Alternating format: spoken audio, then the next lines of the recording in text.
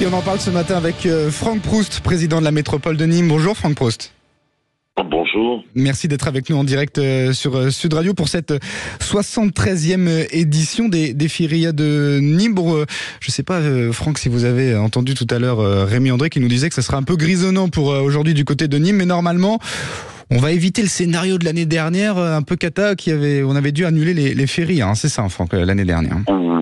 Oui, enfin, annuler, disons que c'est vrai qu'il y a eu 50% un petit peu d'une météo un peu capricieuse. C'est pas le cas cette année. C'est vrai qu'on craignait beaucoup en début de feria une météo plutôt orageuse et en fait on a eu du soleil. Les orages de grêle ont eu le matin ou la nuit, donc c'était plutôt parfait. C'est plutôt un bon cru au niveau de la météo locale. Bon bah pas de douche froide du coup pour les Nîmois ce matin. D'ailleurs on a une petite frayeur parce que ça avait plutôt mal commencé. Il y avait la feria des enfants, hein, c'est ça, la veille du début officiel finalement de ces férias.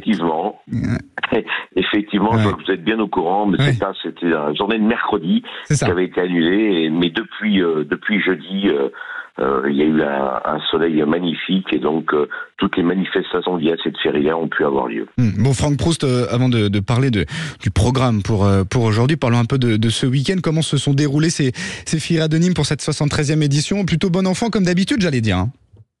Oui, alors vous savez, c'est toujours un peu compliqué d'organiser ce type de manifestation. Je rappelle que la feria de Nîmes, c'est la deuxième fête européenne après la fête de la bière. C'est pratiquement 1 million de personnes dans les rues sur 5 jours.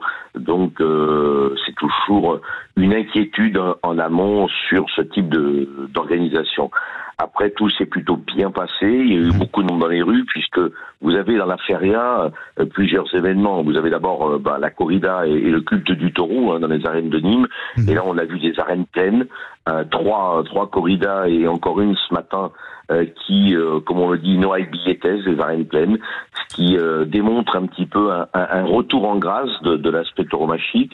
Et puis après, dans les rues, la partie festive qui s'est bien passée.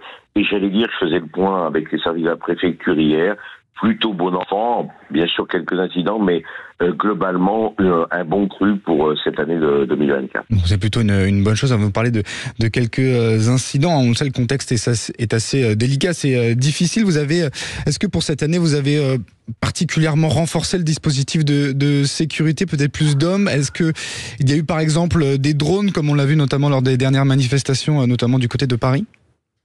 Oui, effectivement, la préfecture avait mis en place des drones. Bon, les effectifs étaient quasiment quasiment à l'identique, puisqu'il y a déjà un certain nombre d'effectifs qui sont partis dans la capitale, et la ville a mis les moyens aussi en œuvre. Mais globalement, vous savez, même si on peut tout prévoir en amont, vu la masse et le nombre de personnes, on est toujours un peu sur le qui-vive, mais globalement, c'est vraiment un bon cru dans tous les sens du terme, sur le plan des incidents, sur le plan de la fréquentation et donc des retombées économiques, parce que force est de constater, vous devez vous en douter, que pour la ville, il y a une manne financière qui tombe dans les commerces, les hôtels, les restaurants, et qui font travailler un certain nombre de prestataires liés autour de cet événement. Bon, on vous sent plutôt réjoui, Franck Proust, ce matin, après ce week-end. Il reste quand même tout de même une journée pour ce lundi de Pentecôte. Vous nous parlez ce matin notamment d'une corrida. Détaillez-nous un petit peu le programme du jour pour les Nîmois et ceux qui vont se rendre pour cette dernière journée de feria. Alors en fait, il y a 2 corridas. Il y a d'abord à 11h30 une corrida équestre qui va voir les taureaux de Fernand Borroquez pour Luis Fernandez, Diego Ventura et Léa Vicens. Et puis une clôture à 18h.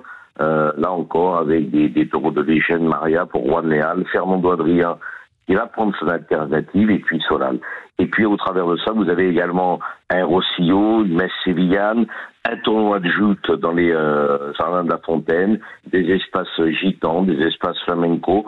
Donc j'allais dire, il y en a un petit peu pour tous les goûts pour clôturer ce marqueur, cet événement majeur de la vie des Nîmoises et des Nîmois. Et ben c'est encore un beau programme et on l'espère une belle journée du côté de Nîmes. Merci beaucoup Franck Proust d'avoir été notre invité ce matin, président de la métropole de Nîmes. Merci et bonne journée. Allez, dans un